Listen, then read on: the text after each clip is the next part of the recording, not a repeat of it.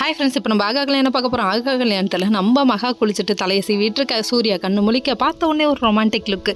ஆஹா, சூர்யா வலிக்கு விலை பார்த்துட்டியேடா. ஆமாம், விழுந்துட்டாலும் கல்லுக்குள் ஈரம் முளைச்சிருச்சு, கல்லுக்குள் காதல் முளைச்சிருச்சு, ரோபோ வந்து காதலிக்க ஆரம்பிச்சிட்டாரு. இதெல்லாம் ஒரு பக்கம் இருந்தாலும் இன்னொரு பக்கம் எப்படா சகுனி சித்ரா நம்ம எப்படியாவது நம்ம வீட்டை விட்டு வெளியே அனுப்பியே ஆகணும் அப்படின்னு சொல்லிட்டு காத்துட்ருக்காங்க. யாருன்னு சொல்லி பார்க்குறீங்களா? ஐஸ்வர்யா மகா 2 பேருமே சேர்ந்து வெளியே போகணும்னு அவங்க வெயிட் பண்ணிட்டுருக்காங்க. ஆனால் நடக்க போகிறது என்னன்னு தெரில. சரி, வெயிட் பண்ணி பார்ப்போம். இன்னொரு பக்கம் வந்துட்டு அவங்களுக்கு என்னென்னமோ மருந்து கொடுத்து பார்த்துரும், கேட்கவே இல்லை அப்படின்னு டாக்டர்கிட்ட ஃபோன் பண்ணி கேட்க, கண்டிப்பாக இல்லைம்மா, ஒன்று அந்த பொண்ணு ப்ரெக்னெண்ட்டாக இல்லாமல் இருக்கணும், இல்லைன்னா மருந்தை மாற்றி கொடுத்துருக்கணும், அதனால் கொஞ்சம் நல்லா பாருங்கன்னு சொல்லி கேட்க, இல்லை நீங்கள் சொன்ன மருந்தை தான் கொடுத்தோம், கண்டிப்பாக அதுக்கு சான்ஸ் இல்லை, நீங்கள் ரிப்போர்ட் எடுத்து காமிங்க, நான் சொல்கிறேன்னு சொல்லிட்டு ரிப்போர்ட்டை எடுத்து தொலைவ போயிடுச்சு. அந்த நேரம் பார்த்து நம்ம ஐஸ்வர்யா கீழே வர மகா பார்க்க, ஒன்று என்னம்மா ப்ளவுஸ் கிழிஞ்சிருக்கு போய் மாற்றுமான்னு சொல்லிட்டாங்க. அந்த டைம் பார்த்து மேலே வந்தோடனே இல்லை பிரேஸ்லெட்டு தேன கௌதமோட பிரேஸ்லெட்னு அப்படியே சமாளிச்சிட்டாங்க.